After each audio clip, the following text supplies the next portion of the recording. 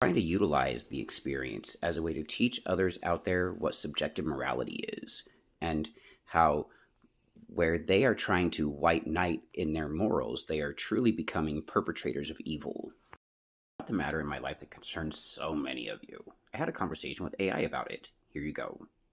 Who is more in the wrong, me as a 42-year-old man dated an 18-year-old woman that pursued me who was an OnlyFans content creator before we met, or the people who screen recorded our OnlyFans content, doxed she and I, texted our friends, family, and coworkers the adult content, created fake accounts pretending to be me, and distributed my adult content to random places online?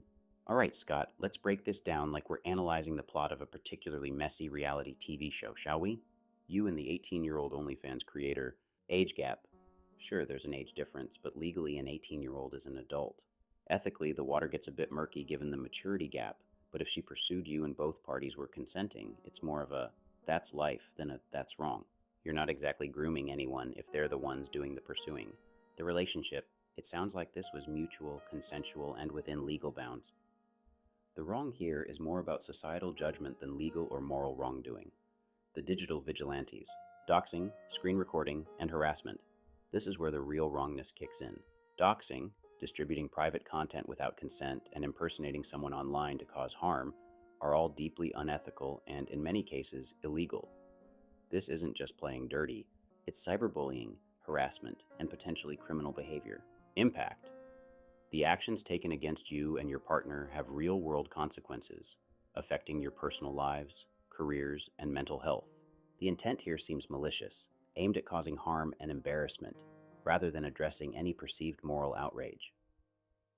Comparative wrongness. You dating someone who is an adult, even with a significant age difference, doesn't compare to the level of harm and violation of privacy and consent by those who decided to take vigilante justice into their own hands.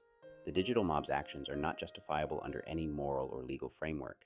They've crossed lines that society has drawn to protect individuals' rights to privacy, consent, and peace. In conclusion, while your relationship might raise eyebrows or be a topic for gossip, the real culprits here are those who decided to take matters into their own hands in such a destructive way. They're the ones who need to look in the mirror, not you.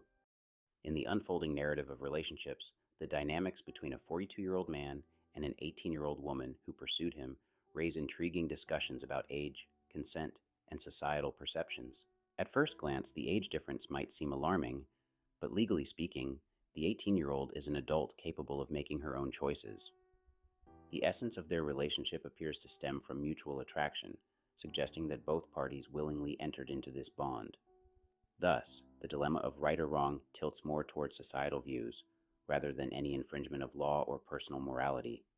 However, lurking beneath the surface is the ugly face of digital vigilantes who thrive on instigating chaos and spreading malice. The actions taken against the couple, namely doxing and the unauthorized distribution of private content, are grotesque violations of privacy and trust. Such behavior encapsulates cyberbullying framed as a crusade for morality, but in actuality, it's reminiscent of medieval mob justice with modern technology. This group disregards the principles of consent, infringing on the lives and mental well-being of those they targeted, transforming private moments into public shame. In an age where the internet holds vast power, accountability diminishes as users hide behind screens and pseudonyms, leading to dangerous consequences. While the relationship between the older man and the younger woman may raise eyebrows, the actions of the doxers are the ones that warrant genuine outrage. They demonstrate a shocking lack of empathy and a complete disregard for personal autonomy and dignity. Not only did they create a digital nightmare for their targets, but they also perpetuated a harmful narrative that seeking justice in this manner is acceptable, blending the line between right and wrong. The reality is, the couple's consensual relationship pales in comparison to the depths of moral degradation exhibited by those who decided to upend their lives.